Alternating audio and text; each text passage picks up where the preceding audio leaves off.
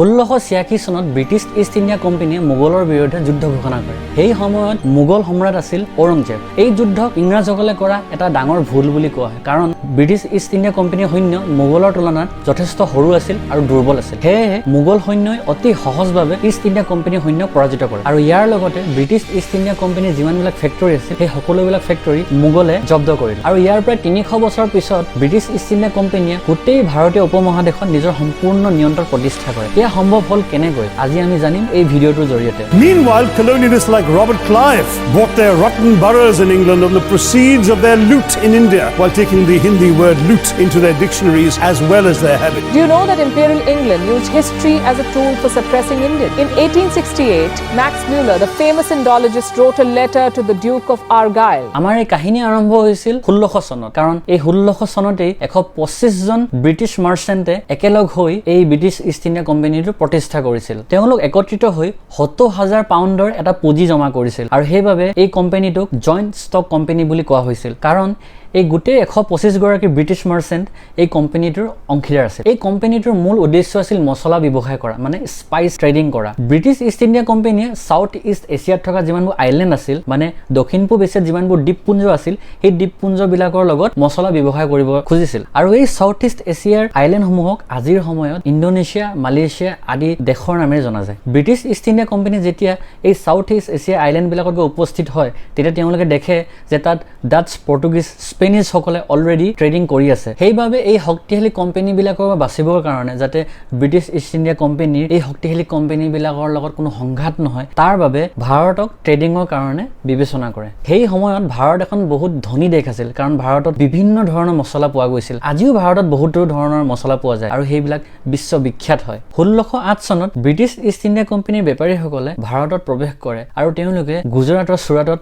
অৱতৰণ কৰে। সেই সময়ত মোগলে ভাৰতত শাসন কৰি আছিল। মোগলৰ সৈন্যৰ সংখ্যা কমেও 4 নিযুত আছিল। গতিকে ব্ৰিটিছ ইষ্ট ইণ্ডিয়া কোম্পানীৰ বিষয়াসকলে এইটো কথা জানিছিল যে তেওঁলোকে যদি মোগলৰ বিৰুদ্ধে যুদ্ধ কৰে তেনেহ'লে তেওঁলোকে কেতিয়াও জয়ী নহ'ব। সেয়েহে ব্ৰিটিছসকলে মোগলসকলৰ লগত ফ্ৰেণ্ডলি ৰিলেশ্যনশ্বিপ এষ্টাব্লিছ কৰিবৰ বাবে চেষ্টা কৰে। ব্ৰিটিছ ইষ্ট ইণ্ডিয়া কোম্পানীৰ বেপাৰীসকলে যোনখন জাহাজৰ দ্বাৰা আহি গুজৰাটৰ চুৰাটত উপস্থিত হৈছিল, সেই জাহাজখনৰ কেপ্টেইন আছিল উইলিয়াম হকিন্স। তেওঁ বহু দূৰ যাত্ৰা কৰি সেই সময়ৰ মোগলৰ ৰাজধানী আগ্ৰাত গৈ উপস্থিত হৈছিল।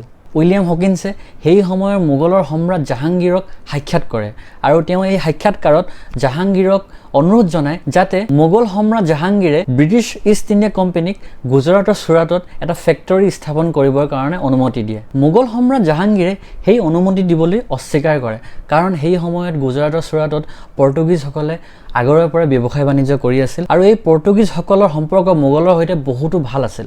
বহু কষ্টৰ অন্তত 1611 চনত ব্ৰিটিছ ইষ্ট ইণ্ডিয়া কোম্পানী সফল হয়, কাৰণ তেওঁলোকে এই 1611 চনতেই তেওঁলোকৰ প্ৰথমটো কাৰখানা অন্ধ্ৰপ্ৰদেশৰ মাছেলিপট্টনমত স্থাপন কৰে। পৰৱৰ্তী সময়ছোৱাত ব্ৰিটিছ ইষ্ট ইণ্ডিয়া কোম্পানীয়ে বহু কষ্ট কৰি ভাৰতীয় উপমহাদেশত নিজৰ স্থান দখল কৰিবৰ কাৰণে চেষ্টা কৰে। তেওঁলোকে সময়ে সময়ে স্থানীয় শাসকবিলাকৰ পৰা অনুমতি লৈ বিভিন্ন জেগাত নিজৰ ফেক্টৰী স্থাপন কৰে। 1612 চনত ব্ৰিটিছ ইষ্ট ইণ্ডিয়া কোম্পানী গুজৰাটৰ চুৰাটলৈ আকৌ ঘূৰি আহে। তেওঁলোকে এইবাৰ পৰ্তুগীজৰ ওপৰত আক্ৰমণ কৰে আৰু এই যুদ্ধখনক বেটেল অফ ছোৱালি বুলি কোৱা হয়। আৰু এই যুদ্ধত ব্ৰিটিছ ইষ্ট ইণ্ডিয়া কোম্পানীয়ে পৰ্তুগীজসকলক পৰাস্ত কৰি দিয়ে। উপায়ন্তৰ হৈ পৰ্তুগীজসকলে গুজৰাটৰ চুৰাট এৰি দিয়ে আৰু তেওঁলোকে গোৱাৰ আশে পাশে থকা অঞ্চলবিলাকৰ সৈতে ট্ৰেডিং কৰিবলৈ আৰম্ভ কৰে। এই যুদ্ধত জয়ী হোৱাৰ পিছত ব্ৰিটিছ ইষ্ট ইণ্ডিয়া কোম্পানী ভাৰতীয় উপমহাদেশৰ আটাইতকৈ ডাঙৰ খেলুৱৈ হৈ পৰে। 1615 চনত ব্ৰিটিছ ইষ্ট ইণ্ডিয়া কোম্পানীয়ে সেই সময়ৰ ইংলেণ্ডৰ ৰজা জেমছ ওৱানক মোগল সম্ৰাটলৈ এজন ৰাজকীয় প্ৰতিনিধি প্ৰেৰণ কৰিবৰ কাৰণে অনুৰোধ কৰে। ইংলেণ্ডৰ ৰজা জেমছ ওৱানে ব্ৰিটিছ ইষ্ট ইণ্ডিয়া কোম্পানী অনুৰোধ ৰক্ষা কৰি ছাৰ থমাছ ৰয়ক ডিপ্ল'মেট হিচাপে মোগল সম্ৰাটৰ দৰবাৰলৈ প্ৰেৰণ কৰে। ছাৰ থমাছ ৰয়ে জাহাংগীৰক বহুতো ধৰণৰ উপহাৰ দিয়ে।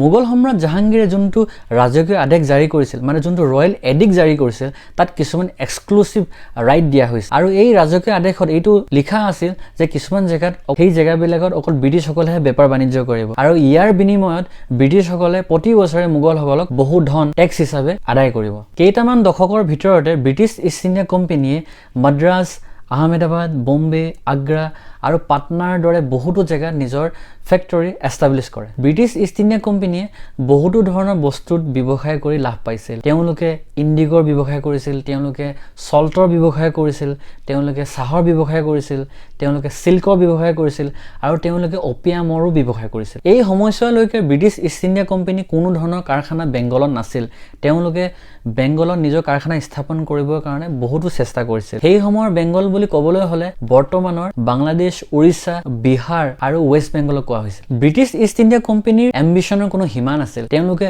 পলিটিকেল পাৱাৰো নিজৰ হাতলৈ আনিবলৈ চেষ্টা কৰিছিল কাৰণ ইষ্ট ইণ্ডিয়া কোম্পানীৰ বিষয়াসকলে এইটো জানিছিল যে যদি ব্ৰিটিছ ইষ্ট ইণ্ডিয়া কোম্পানীৰ হাতত পলিটিকেল পাৱাৰ থাকে তেনেহ'লে তেওঁলোকৰ বহুতো লাভ হ'ব কাৰণ তেওঁলোকে তেতিয়া কাকো টেক্স দিবলগীয়া নহ'ব প্ৰায় 1670 চনত সেই সময়ৰ ইংলেণ্ডৰ ৰজা চাৰ্লছ টুৱে ব্ৰিটিছ ইষ্ট ইণ্ডিয়া কোম্পানীক বহুতো ধৰণৰ অধিকাৰ দিছিল আৰু সেই অধিকাৰবিলাকৰ ভিতৰত আছিল যে ব্ৰিটিছ ইষ্ট ইণ্ডিয়া কোম্পানীয়ে নিজে টেৰিটৰি একুৱাই কৰিব পাৰিব নিজে টকা ছপা কৰিব পাৰিব তেওঁলোকে নিজে এলায়েন্স কৰিব পাৰিব লগতে যুদ্ধ ঘোষণা কৰিব পাৰিব তেওঁলোকে এইবিলাক কৰিবৰ কাৰণে ইংলেণ্ডৰ ৰজাৰ পৰা কোনো ধৰণৰ অনুমতি ল'ব নালাগিব আৰু এই অধিকাৰৰ ভিত্তিত ব্ৰিটিছ ইষ্ট ইণ্ডিয়া কোম্পানীয়ে পলিটিকেল পাৱাৰৰ নিজৰ হাতত ৰাখিবলৈ অনুমতি পাইছিল ইংলেণ্ডৰ ৰজা চাৰ্লছ টুৱে এই অধিকাৰসমূহ ব্ৰিটিছ ইষ্ট ইণ্ডিয়া কোম্পানীক দিয়াৰ পিছত ব্ৰিটিছ ইষ্ট ইণ্ডিয়া কোম্পানী ইংলেণ্ডৰ ইম্পেৰিয়েলিজমৰ এটা ডাঙৰ এজেণ্ট হৈ পৰিব বুলি ভাবিছিল ব্ৰিটিছ ইষ্ট ইণ্ডিয়া কোম্পানীয়ে সেই সময়ৰ বেংগলৰ গভৰ্ণৰ শাইস্তা খানৰ সৈতে ডিল কৰিবলৈ ট্ৰাই কৰে ব্ৰিটিছ ইষ্ট ইণ্ডিয়া কোম্পানীয়ে শাইস্তা খানক এখন ৰাজকীয় আদেশ জাৰি কৰিবৰ বাবে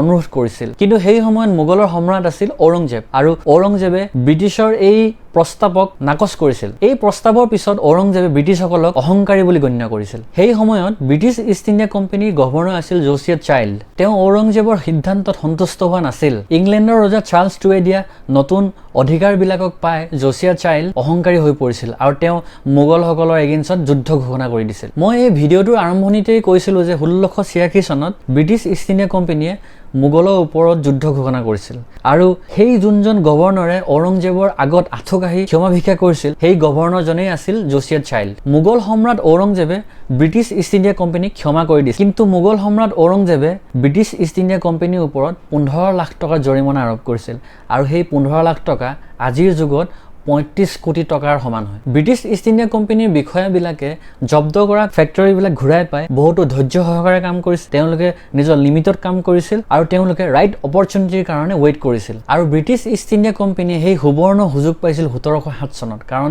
1707 চনত মোগল সম্ৰাট ঔৰংজেবৰ মৃত্যু হৈছিল আৰু তেওঁৰ মৃত্যুৰ পিছতেই মোগল সাম্ৰাজ্য দুৰ্বল হৈ পৰিছিল তেওঁৰ উত্তৰাধিকাৰীসকলৰ ভিতৰত যুদ্ধ হৈছিল আৰু সেই যুদ্ধত মোগল সাম্ৰাজ্যৰ বহুতো লোকচান হৈছিল আৰু এই সুযোগ পাই যিমানবিলাক স্থানীয় নবাব আৰু ৰজা আছিল তেওঁলোকে নিজৰ স্বাধীনতা ঘোষণা কৰিছিল আৰু এই সময়ছোৱাতে মাৰাঠা ৰাজপুত জাট আৰু ৰহিলাৰ দৰে বহুতো আঞ্চলিক শক্তিয়ে আত্মপ্ৰকাশ কৰে আৰু এই সকলৰ ভিতৰত মাৰাঠাসকল অতি শক্তিশালী আছিল কাৰণ মাৰাঠাসকলে সময়ে সময়ে ঔৰংজেবকো বহুত আমনি কৰিছিল 1680 চনৰ পৰা 1758 চনলৈকে মোগল আৰু মাৰাঠাৰ বহুতো যুদ্ধ হৈছিল কিন্তু ঔৰংজেবৰ মৃত্যুৰ পিছত মোগলসকলক মাৰাঠাসকলে বাৰে বাৰে পৰাস্ত কৰি উত্তৰৰ বহু অঞ্চল নিজৰ হাতলৈ লৈ আনিছিল